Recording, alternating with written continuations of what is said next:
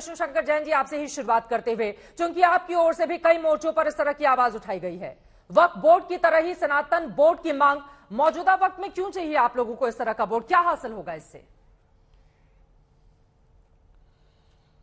देखिए चित्रा जी, मैं पेशे से वकील हूँ और अपने एक वकालत के जीवन में बहुत सारे ऐसे इंसिडेंट्स हमारे सामने आ रहे हैं जहां पे पता चल रहा है कि हिंदू मंदिरों के ऊपर सरकार गलत तरह से नियंत्रण कर रही है। मैं उदाहरण के तौर पे कर्नाटका का एक ऐसा मंदिर आपको बताना चाहता हूं जिसे हम लोग हनुमान जन्मभूमि मानते हैं, जो अंजनाद्री हिल्स पे है, कोप्पल डिस्ट्रिक्ट कर्नाटका में। सब 2018 जुलाई 2018 को जो एचडी कुमार स्वामी की गवर्नमेंट थी, उसने उस मंदिर को टेक ओवर किया। जब मंदिर में चंदा ज्यादा आने लग गया, 20 लाख 25 लाख पर मंथ चंदा आने लग गया, तो उसको गवर्नमेंट ने टेक ओवर कर लिया और अगेंस्ट द एक्ट उसको टेक ओवर किया। और आज वहां पे हालत यह है कि वहां के जो पुजारी हैं, जो 100 साल से उस मंदिर की उनकी जो पुजारी शिप थी, चली आ रही थी उनके पुरखों की, उसको आपने डिस्ट्रॉय कर दिया। आज भगवान का भोग प्रसाद आरती भी सही से नहीं लग पा रहा है। इसको हमने कर्नाटका हाईकोर्ट में चैलेंज कर रखा है, जिसकी लड़ाई लड़ रहे हैं। पर मुद्दा यह है, मेरा मूलभूत प्रश्न यह है कि अगर किसी भी तरह से मंदिर में मिसमैनेजमेंट होता है, कोई भी आदमी ये नहीं कह रहा है कि मिसमैनेजमेंट है तो आप ऑप्शन ना दीजिए उसको प्रॉपर मैनेज करने का। अगर मिसमैनेजमेंट है तो जो हमारे धर्म के वरिष्ठ लोग हैं, चाहे वो शंकराचार्य हो, महामंडलेश्वर हो, पीठाधीश्वर हो, वो लोग बैठे और वो उसको मैनेज करें। पर सरकारी नियंत्रण कैसे हो सकता है? और क्या ये सेकुलर व्यवस्था का उल्लंघन नहीं है? सरकार का हमें पैसा नहीं चाहिए और हम नहीं चाहते हैं कि सरकार उस मंदिर को मैनेज करे जिसको अर्चका शास्त्र पता नहीं है। हर मंदिर का अपना अपना शास्त्र होता है, चाहे वो हनुमान मंदिर हो, चाहे वो जैन मंदिर हो। जो भगवान का शास्त्र है, भोग पूजा आरती का, वो तो वहां के जो शिवायत है उन्हीं को पता होता है। पर सरकार जो अपने पुजारी भेजती है, क्या ये आपने किसी भी लीगल सेटअप में देखा है? मैं एक बात और पूछना चाहता हूं आज आपके चैनल के माध्यम से, जो वक्फ एक्ट 1995 में सेक्शन 40 दिया हुआ है, जिसमें वक्फ बोर्ड को अधिकार दिया हुआ है कि किसी भी संपत्ति को वक्फ संपत्ति घोषित कर सकता है। सेक्शन 101 ऑफ वक्फ एक्ट में, चित्रा जी, वक्फ के जितने लोग हैं उनको पब्लिक सर्वेंट का दर्जा दिया गया है। मैं आज आपके चैनल के माध्यम से पूछना चाहता हूं बहुत शालीनता से, कोई मुझे इंडिया का लीगल ल्यूमिनरी या जूरिस्ट बताए कि क्या, और वारिस भाई तो यहां पे खुद भी, वो भी पेशे से वकील है, कि क्या ऐसा कोई प्रोविजन किसी जैन समाज के लिए, सिख समाज के लिए, क्रिश्चियन के लिए, हिंदू के लिए है क्या? वक्फ से ज्यादा दिक्कत है क्या विष्णु जी? इस सवाल का आप जवाब दे दीजिए, उसके बाद मैं जवाब ले लूंगी एमआईएम के प्रवक्ता से। वक्फ की संपत्ति जो है, क्या वो आंखों में चुभ रही है आप लोगों को कि वो भारतीय सेना और इंडियन रेलवे के बाद सबसे ज्यादा जमीन वाला मालिक है? नहीं, देखिए, मैं अपनी बात को, अपने स्टैंड को क्लैरिफाई कर दूं।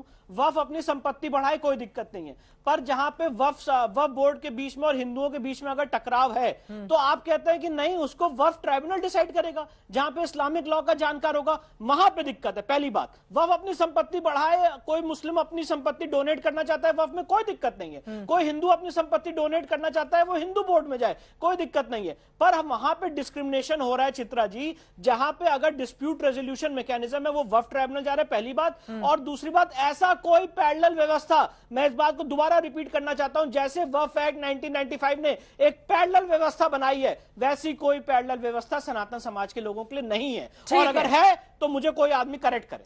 ठीक है, लेकिन इतने दिनों के बाद अगर इस तरह की मांग उठेगी तो आप लोगों की मंशा को लेकर भी विष्णु जैन जी सवाल पूछे जाएंगे।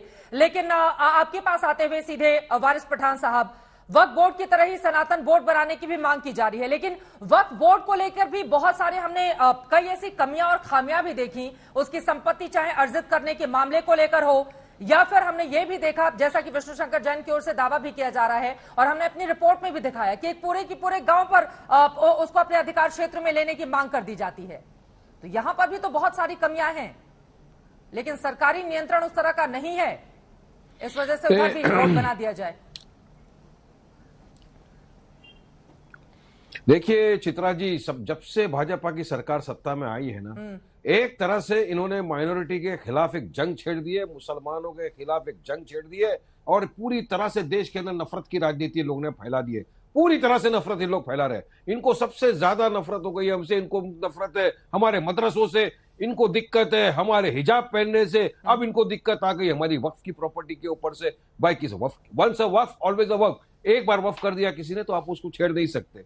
और अब ये साध्वी प्रज्ञा ठाकुर क्या है, चलिए उन्होंने बयान दिया है ये कि अब सनातनी धर्म के ऊपर ये होना चाहिए। अरे संविधान में कहा लिखा है? हमारे भारत देश का तो कोई धर्म ही नहीं है, हम तो धर्मनिरपेक्ष देश के अंदर रहते हैं, सेकुलर प्लुरलिज्म की दुहाई देते हैं।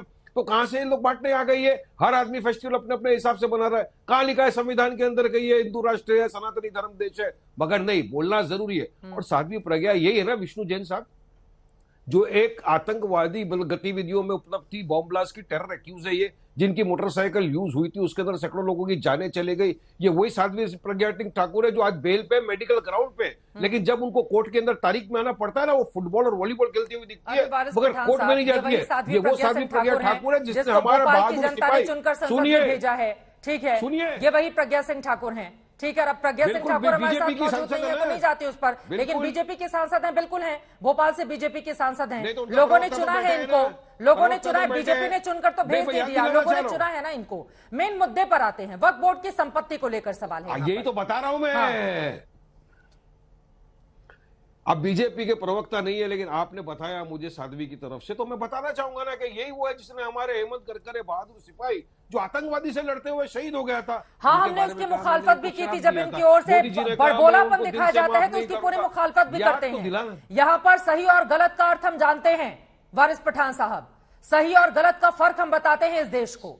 उन्होंने जो गलत बोला उस पर लगातार उनकी आलोचना की गई, उस पर डिबेट किया गया, उस पर ग्राउंड रिपोर्ट की गई। लेकिन यहां पर अगर वक्फ बोर्ड की संपत्ति में इतना ज्यादा इजाफा हो रहा है तो उस पर भी चर्चा की जानी चाहिए ना। लेकिन उसके पहले विष्णु जी, उन्होंने जो सवाल खड़े किए वो कह रहे हैं कि दरअसल मुस्लिमों के साथ भेदभाव करने की आदत पड़ गई है और उनकी अगर कोई संपत्ति है तो वो सबसे ज्यादा इन लोगों को चुभ रही है। चित्रा जी, मैं बहुत ही शालीनता से, वारिस भाई खुद पेशे से वकील है, मैं उनसे एक बात पूछना चाहता हूं, और ये बहुत लॉ नोइंग पर्सन है, मैं जानता हूं इनको। सेक्शन 8 ऑफ वक्फ एक्ट 1995 पढ़ लें। जो वक्फ की संपत्ति होगी, अगर उसका सर्वे होगा तो उसका खर्चा राज्य सरकार वहन करेगी, जो आर्टिकल 27 का सीधे सीधे उल्लंघन है। यहाँ पे माइनॉरिटी का इशू नहीं है वारिस भाई, यहाँ पे इशू, मैं ये नहीं कह रहा हूं कि आप ऐसे अपने वक्फ बोर्ड, अपनी प्रॉपर्टी को मैनेज करने के लिए, उसको आप करने के लिए कोई एक्ट बनाए, कोई दिक्कत नहीं है, पर जहां पे वक्फ बोर्ड को असीमित अधिकार दिए गए वहां पे मेरा मुद्दा है। सेक्शन 40 सब क्लॉज 3 वक्फ एक्ट पढ़े जरा। सेक्शन 40 सब क्लॉज 3 क्या कहता है कि वक्फ बोर्ड किसी भी संपत्ति को, चाहे वो सोसाइटी की हो, ट्रस्ट की हो, उसको वक्फ संपत्ति घोषित कर सकता है। सेक्शन 85 वक्फ के लिए स्पेशल ट्राइब्यूनल बनाया गया है। सेक्शन 53, 54 वक्फ एक्ट, अगर वक्फ की कोई संपत्ति कैप्चर कर लेता है तो आप डीएम एसएसपी को ऑर्डर कर सकते हैं उसको निकालने के लिए, और अगर नॉर्मल लोग हैं तो उनको सिविल कोर्ट में 20 साल लंबी लड़ाई लड़नी पड़ेगी। सेक्शन 108 जो इवैक्यू प्रॉपर्टीज थी, जो कस्टोडियन की थी सेंट्रल गवर्नमेंट की, उसको आपने सारे वक्फ बोर्ड को दे दिया। सेक्शन 101 वक्फ के लोगों को पब्लिक सर्वेंट माना गया है। सेक्शन 107 जिसमें वक्फ के खिलाफ कोई लिमिटेशन नहीं है। तो मेरा इन प्रावधान के खिलाफ मेरा विरोध है। मैं ये नहीं कह रहा हूं आपकी संपत्ति रहे, खूब संपत्ति बढ़े, अल्लाह आपको खूब नियामत बरके, मुझे नियामत दे, उससे मुझे कोई दिक्कत नहीं। मेरी दिक्कत है जहां पे असीमित अधिकार दिए गए, जहां पे अनकॉन्स्टिट्यूशनल राइट्स दिए गए, मैं उसके खिलाफ हूं। और जब मैं हिंदू बोर्ड बनाने की मांग कर रहा हूं चित्रा जी, बहुत ही संयमित ढंग से कहना चाहता हूं, मैं ये नहीं कह रहा हूं कि हमें वही अधिकार दे दिए जाए जो वक्फ बोर्ड को दिए गए, नहीं, हमें वो अधिकार दिए जाए कि हम अपनी संपत्ति को मैनेज कर सके और कोई सरकारी हस्तक्षेप ना हो, क्योंकि मैं जानता हूं तो ये सेक्टर लीगल फिलॉसफी है कि दो गलत को एक सही नहीं बनाते हैं। हाँ,